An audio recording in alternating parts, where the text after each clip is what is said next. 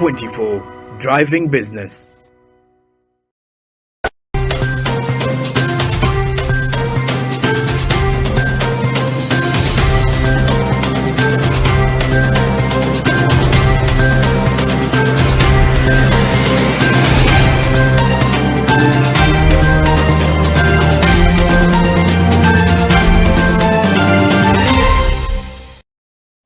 What has been your highest headline for the month of February?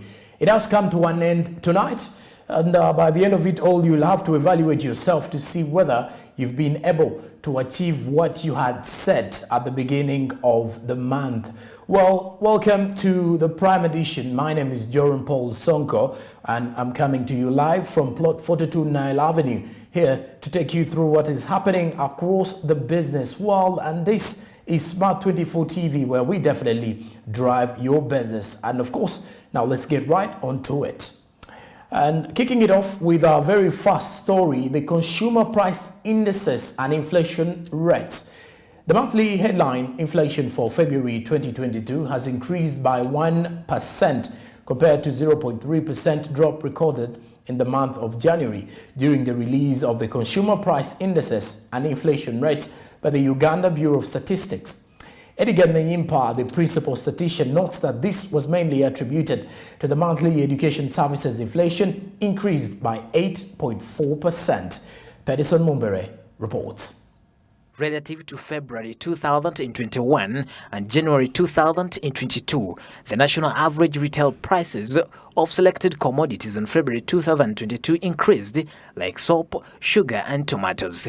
Edgar Nayimpa, the principal statistician at Uganda Bureau of Statistics, revealed that the monthly headline inflation for February 2022 has therefore increased by 1% compared to the 0.3% drop recorded in the month of January 2022. He said that this was mainly attributed to the monthly education services inflation, which increased by 8.4%. Drop recorded in the month of January 2022. This was mainly attributed to the monthly education services inflation, which increased by 8.4% in the month of February 2022 compared to the 0.0% recorded in the month of January 2022. In addition, furnishings, household equipment and routine household inflation increased by 3.7% in February 2022 compared to the 0.6% rise recorded in January 2022. Here we have items like soap. We all know that soap prices went up. Edgar Nayimpa noted that the inflation as measured by the Consumer Price Index for Uganda for the 12 months to February 2022 increased 3.2%, up from 2.7% registered in January 2022. This was mainly driven by the increases in the prices of some commodities, and there were as well some decreases in others. Rate as measured by the Consumer Price Index for Uganda for the 12 months to February 2022 increased to 3.2%, up from 2.7% registered in January 2022. This was mainly driven by the increases in the prices of commodities under education services, furnishings, household equipment and routine household, restaurants and accommodation services, clothing and footwear, transport and personal care, social protection and miscellaneous goods. However, we noted some decreases in prices of commodities under food and non-alcoholic beverages, health, information and communication, alcoholic beverages, tobacco, and narcotics. Juliet Nakayenga, the senior statistician at Uganda Bureau of Statistics as well, reminded journalists to report to the public that when there is a rise in inflation, then the prices have to increase, giving an example of a skyrocketing price of soaps. When there is an inflation, for example, there is a rise in inflation, omuntu wa wansi, you have to explain to him the way he has exactly explained. For example, if I could give another example of laundry soap, we've given you under table 3. So we have several items that people use, but these are just some of the few that are maybe standing out at the moment. When you look at laundry soap, last year, the same period of time, in February last year, a bar of soap was on average 3,700 shillings, on average, last year. This year, on average, the bar of soap is at 5,800, almost doubling. So that means the price, you would get 3,700 and buy a bar of soap last year, but this year, when you get that 3,700, they'll just give you half a bar of what? Of soap. So omuntu wa wansi, that is what you have to explain to them. Whenever there is inflation, there is a rise in inflation, you just have to explain to them that the price is what? The price is increasing.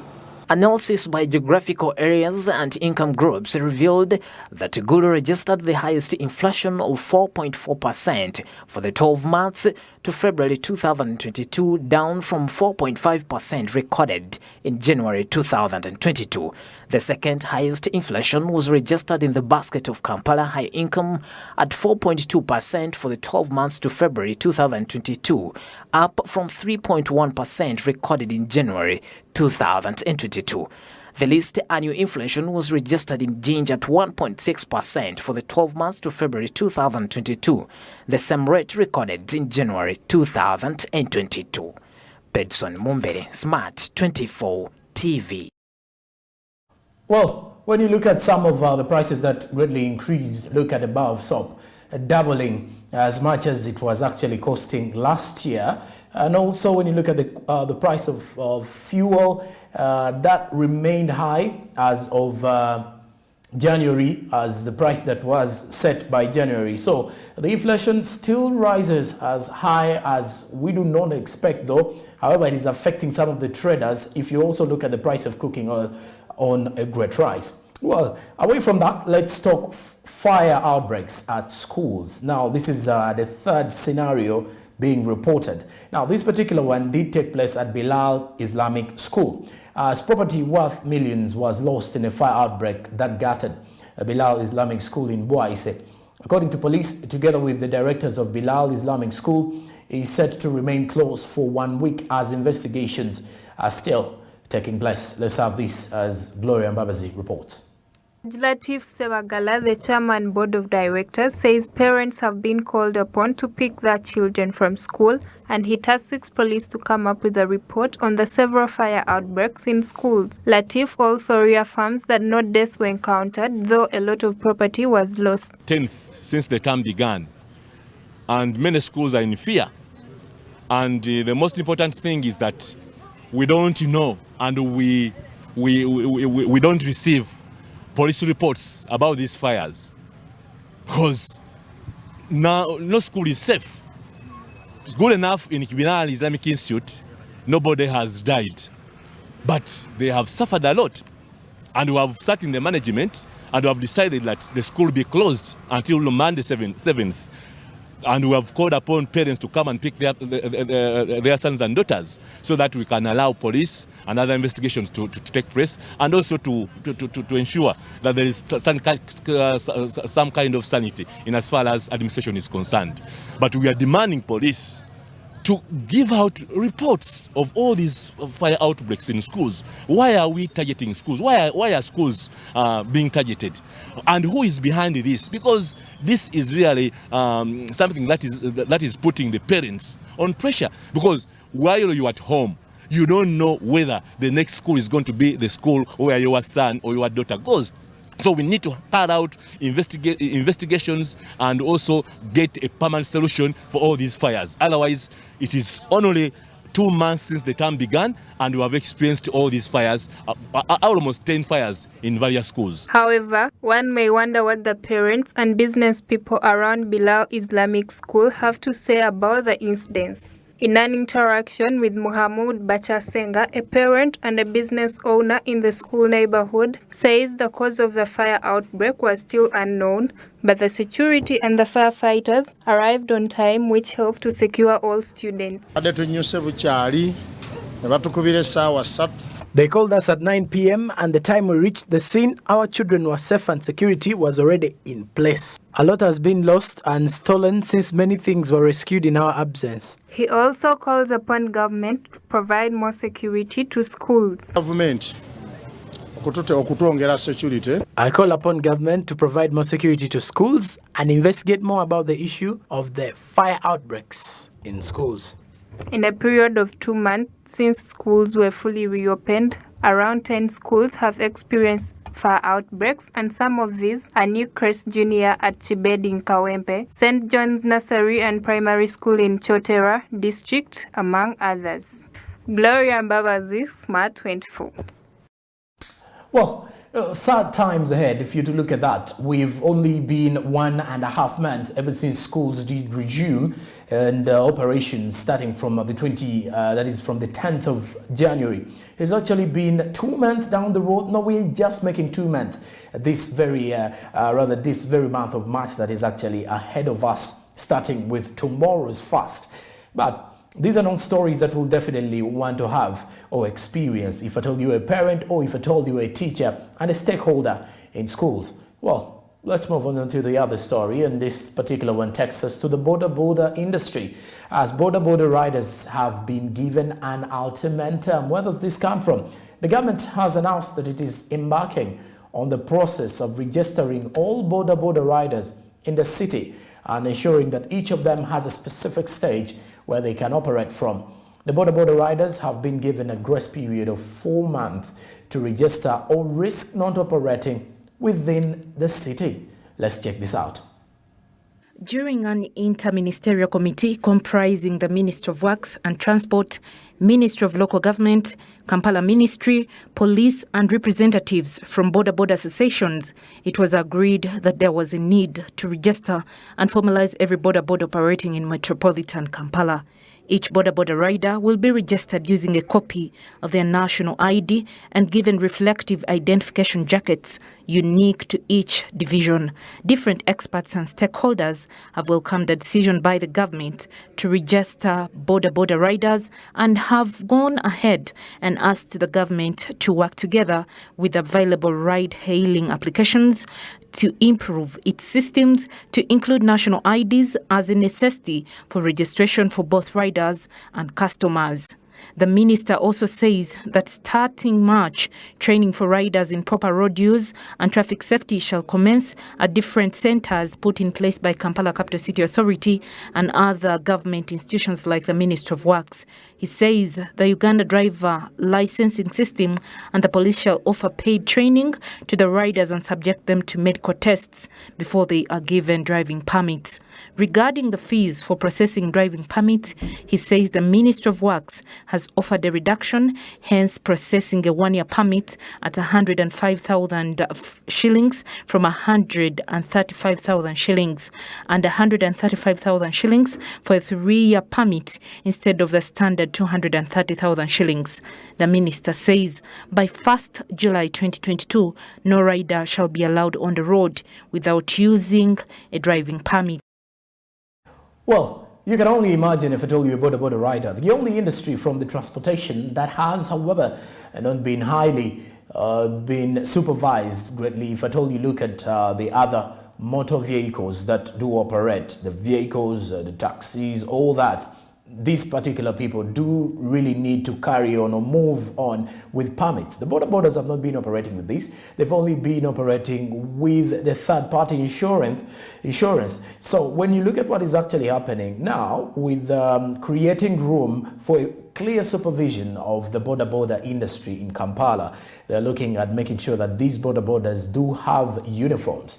Not only uniforms, but they can as well have stages whereby they can be recognized, because Kampala City Council Authority does think it is wise to monitor and supervise them with identification like permits.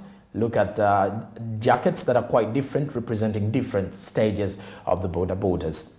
Well, besides that, how far will that go anyway? You can add us up on Twitter, Facebook and Instagram so that you can give us your verdict and your views regarding that same matter on the borders. Very big a question. How will the border industry be supervised and maintained, and as well as how will they be monitored across the capital in the Kampala business district?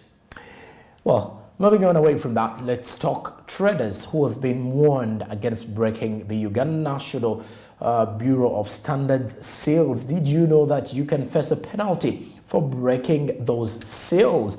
The Uganda National Bureau of Standards has issued a warning to businessmen in Wakiso Town Council, that is Wakiso District, against breaking seals and selling substandard building materials to the people.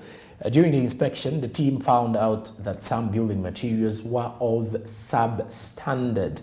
Remember, Uganda National Bureau of Standards has been carrying on with different monitoring and trying to track down all substandard materials on the market. Let's check out the details of this report. The Uganda National Bureau of Standards carried out an inspection at the SH Family Hardware store last Friday. It carried out illustrations with a weighing scale, and several samples of the iron bars were weighed and found out that they did not meet the required standard. Rita Chirabo, the spokesperson of Uganda National Bureau of Standards, warned the traders not to tamper with the seal that they left behind. They will automatically be taken to courts of law in case they do so. The Uganda National Bureau of Standards officials added that it is a criminal offense to break the seals on the products, and it should be noted that it is within the Uganda National Bureau of Standards mandate to carry out such inspections to put the substandard goods out of the market. They added that manufacturers of building materials have been indulged in the ill practice of selling and distributing materials which are substandard. This has contributed to the collapse of most buildings in the city. The Uganda National Bureau of Standards revealed that they are going to extend inspection operations to other parts of the country, and this will help them to identify manufacturers and suppliers of fake steel products. The quality and suitability of construction materials has a significant impact on critical parameters such as time, cost, and quality in a construction project.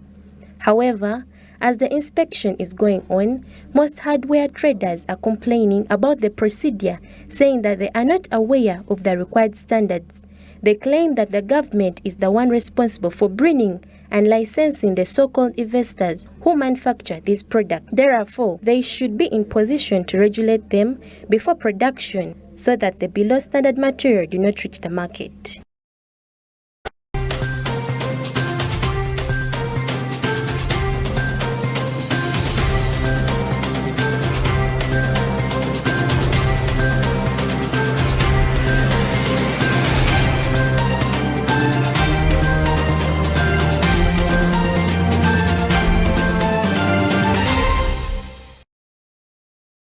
Well, it is now high time we took a look at what is happening in the sports world as the Crested Cranes, as Arturo departs to Europe. When you look at some of the stories that we do have, a four-time Women Elite League winner, Ruth Arturo, playing for the Kawempe Muslim Ladies and UCU Lady Cardinals, is heading to Finland to join a club for professional trials.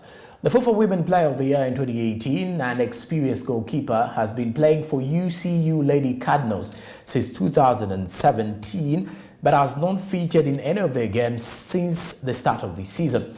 She has been an attraction of interest from all corners of the world, following a scintillating performance in 2018 when she emerged the best goalkeeper during the COSAFA and CECAFA tournaments. She is represented by LTA Agency, one of the leading women's football agencies in Europe and the whole world, with some other players such as Zambia's Barbara Banda and Tanzania's Aisha Masaka. Arturo is set to become the second Ugandan female goalkeeper, the other being Vanessa Karungi, who plays for B93 Women in Denmark. A look at this report. A four-time Women Elite League winner Ruth Arturo, who played for Kawempe Muslim Ladies and UCU Lady Cardinals, is heading to Finland to join a club for professional trials. The FIFA Women Player of the Year in 2018 and experienced goalkeeper has been playing for UCU Lady Cardinals since 2017, but has not featured in any of their games this season. She has been an attraction of interest from all corners of the world, following her scintillating performance in 2018 when she emerged the best goalkeeper during the COSAFA and SEKAFA tournament. She is represented by LOTA Agents, one of the leading women's football agencies in Europe and the whole world, with some other players such as Zambia's Barbara Banda and Tanzania's Aisha Masaka. Arturo is set to become the second Ugandan female goalkeeper, the other being Vanessa Karungi, who plays for B93 Women in Denmark. And now, finalizing this, we take a trip to the Federation of International Footballers Association, FIFA, as Russia will no longer host any FIFA matches as the Russian-Ukraine crisis has continued to attract a series of sanctions since last week. The latest of the sanctions came from the World Football Governing Body, FIFA, as they've actually revealed that the game that was organized to take place in Russia has been shifted until the ongoing crisis between Russia and Ukraine is over. Hudson Chigozi still with the sports.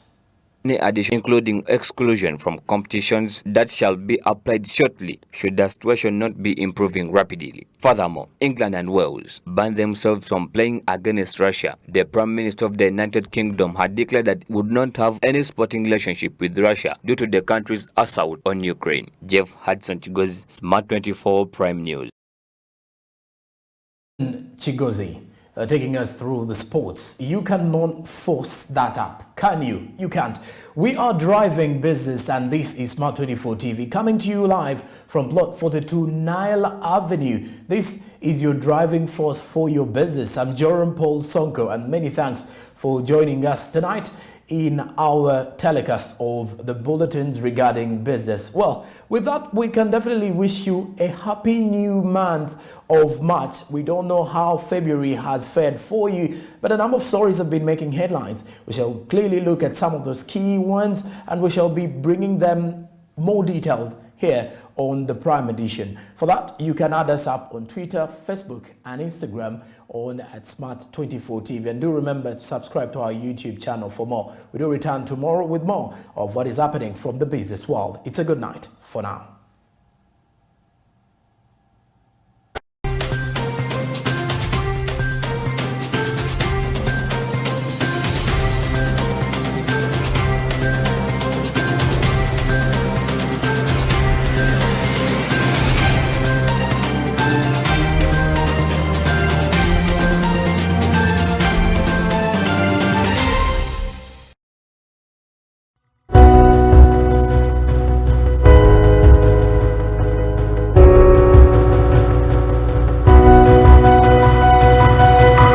Smart 24, driving business.